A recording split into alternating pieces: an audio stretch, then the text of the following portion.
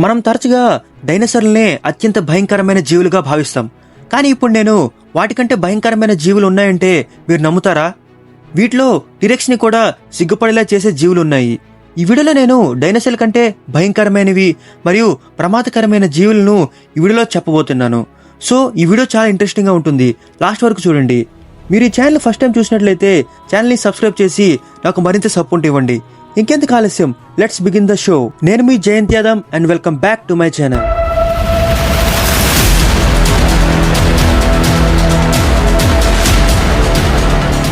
ఈ ప్రాచీన జీవుల గురించి మనం తెలుసుకోవాలంటే మనం కొంతకాలం వెనక్కి వెళ్ళాలి. మెగ్లడాన్స్, ఇవి జలజాతిలోనే అత్యంత భయంకరమైన జంతువులు. మెగ్లడాన్ అంటే పెద్ద పళ్ళు కలవి అని అర్థం. అంటే ఇవి ఎంతటి ప్రమాదకరమైనవో మీరు తెలుసుకోవచ్చు. ఇవి 3.6 నుంచి 23 మిలియన్ ఇయర్స్ కిందట మన భూమిలో జీవించేవి.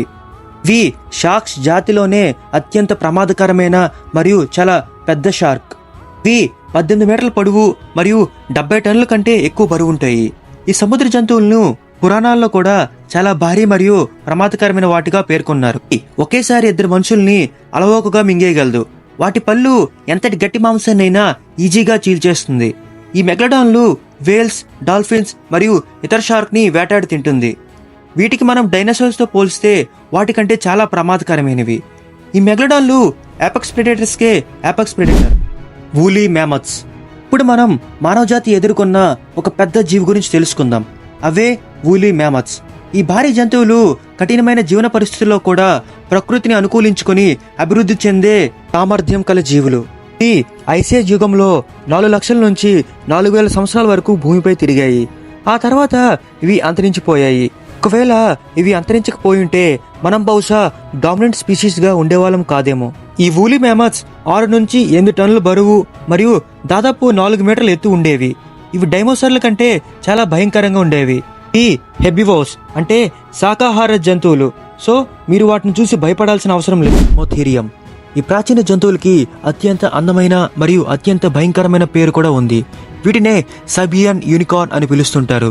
ఇది మీరు అనుకున్నట్టు మాయా గుర్రాలు కాదు. వాస్తవానికి ఇవి రైనోసరస్ తాలూకా పూర్వీకులు. వీటికి తల మధ్యలో ఒక భారీ కొమ్ము ఉంటుంది.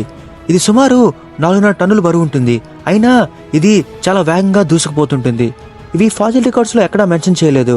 వీటి మైథలాజికల్ థియరీస్ ప్రకారం వీటి కొమ్ము సుమారు 2 మీటర్ల పొడవు ఉండవచ్చు. గ్లిప్టోడాన్. ఇక ముందు వచ్చే జంతువులు కొంచెం వింతగా కనిపించవచ్చు.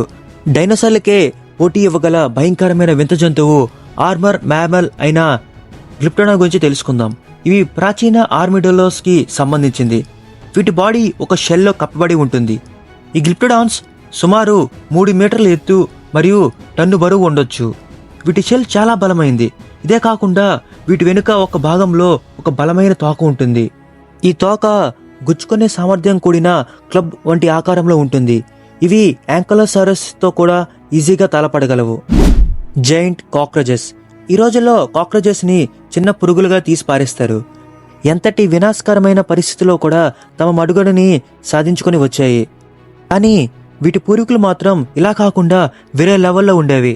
సుమారు 359 నుంచి 299 మిలియన్ సంవత్సరాల క్రితం భూమిపై నివసించే మొట్టమొదటి జీవుల్లో ఇవి కూడా ఒకటి. ఈ లిస్ట్ లో ఉన్నవాటి కంటే చిన్నవైన ప్రెజెంట్ కాక్రోచెస్ కంటే ఇవి చాలా పెద్దవి. సుమారు 9 సెంటీమీటర్ల పొడుగు ఉండేవి. ఇవి డైనోసార్లు ఎదిరించలేకపోయినా అవి చనిపోయాక వాటి నామరూపాలు కూడా మిగల్చకుండా చేసేవి. పుల్మోనో స్కార్పియస్. మీకంటే పెద్దగా ఉన్న తోకతో ఉన్న స్కార్పియన్ మిమ్మల్ని వెంబడిస్తే ఎలా ఉంటుంది? అదే పుల్మోనో స్కార్పియస్. ఇవి వాటి భారీ తోకతో ఒక విషపు కాటుతో ఎంతటి బలమైన జీవిని కూడా హతమార్చగలవు.